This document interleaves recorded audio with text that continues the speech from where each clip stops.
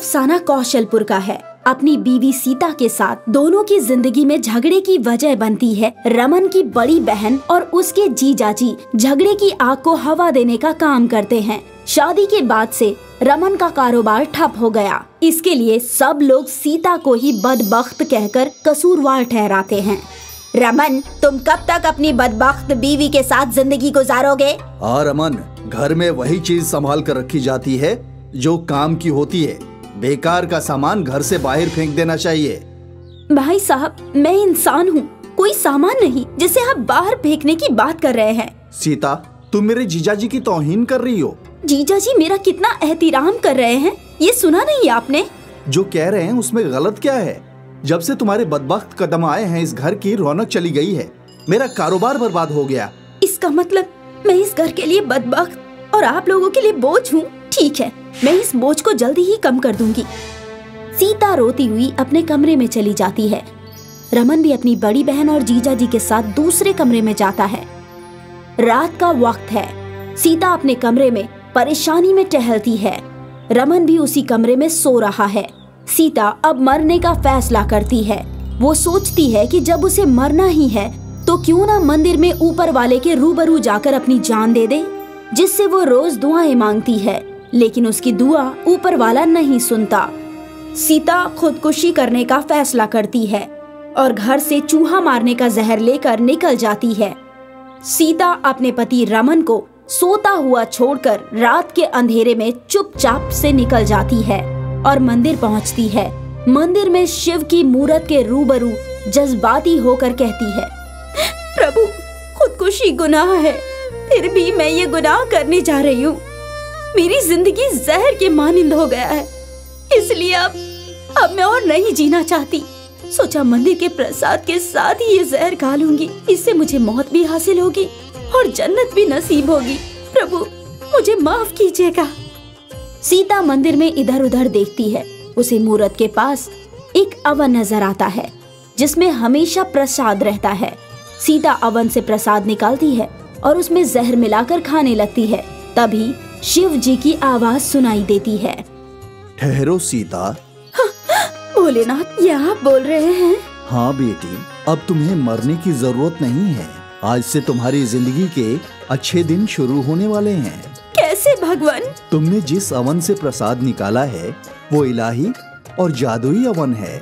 इससे तुम जो कुछ मांगोगी, जितना मांगोगी, उसी वक्त मिल जाएगा। मेरे इस जादुई अवन को अपने घर ले जाओ और खुशहाल जिंदगी बसर करो।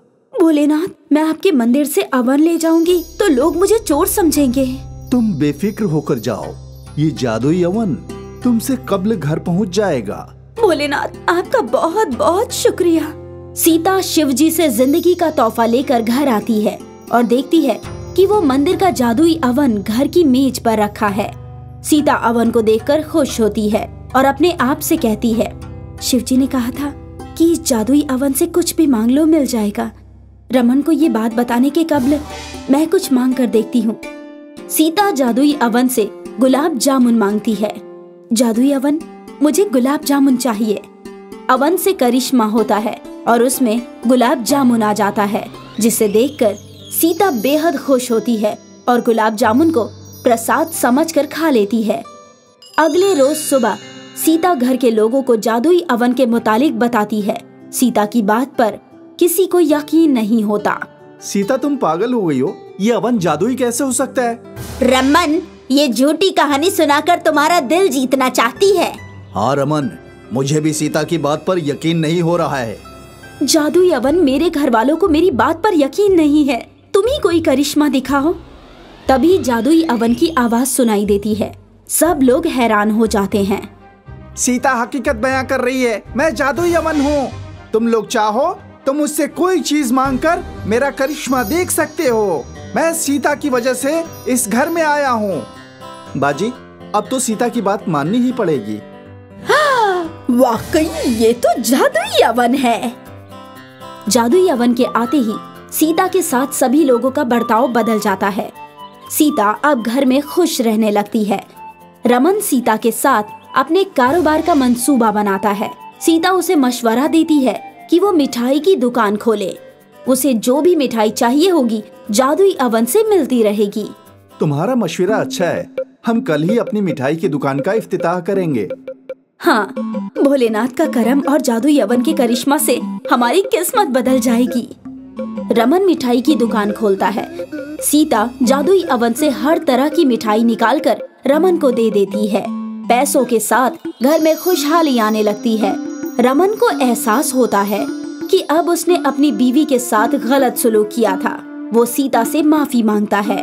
रमन और सीता की जिंदगी की खुशी देखकर बड़ी बहन और जीजा दुखी होते हैं, इसलिए वो रात के अंधेरे में जादुई अवन चोरी करके घर से भागने का मंसूबा बनाते हैं। हम जादुई अवन लेकर अभी इस घर से निकल जाएंगे। तुम फिक्र मत करो, मैंने भागने का सारा इंतजाम कर लिया है। चलो फिर जल्दी करो। हाँ चलो। बड़ी बहन और जीजा अपने कमरे से वहाँ आते हैं जहाँ जादुई अवन रखा है। बड़ी बहन जादुई अवन उठाती है। उसका हाथ जादुई अवन में चिपक जाता है और उसे करंट लग जाता है। वो चीखने लगती है। रमन और सीता भागकर वहाँ आते हैं। रमन, रमन मेरा हाथ छुड़ाओ, मुझे करंट लग रहा है। बाजी, आप इतनी रात को यहाँ क्या कर रही हैं? कुछ नहीं, तुम्हारी बाजी को भूख लगी थी इसलिए वो मिठाई लेने आई थी।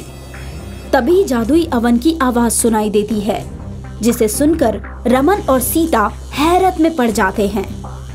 रमन, तुम्हारा जीजा झूठ बोल रहा है। ये अपने शौहर के साथ जादुई अवन चुराकर भागना चाहती थी। मेरे करिश्मे से इसकी चोरी पकड़ी गई। बाजी, आप अपने ही घर में चोरी करना चाहती थी? जानी तो रमन, बाजी को और शर्मिंदा मत करो। आप लोग एक बात गौर से सुने। इस घर में जादुई अवन सीता की वजह से है। जब तक सीता का एहतराम होगा, जादुई अवन के करिश्मा से आप सबको फायदा मिलता रहेगा। जादुई अवन की इंतबाह सुनकर सबकी अक्ल और नियत ठीक हो जाती है। अब हर कोई सीता का एहतराम करने लगता है। जादुई अवन के करिश्मे से सीता अपने खानदान के साथ खुशहाल जिंदगी बसर करने लगती है।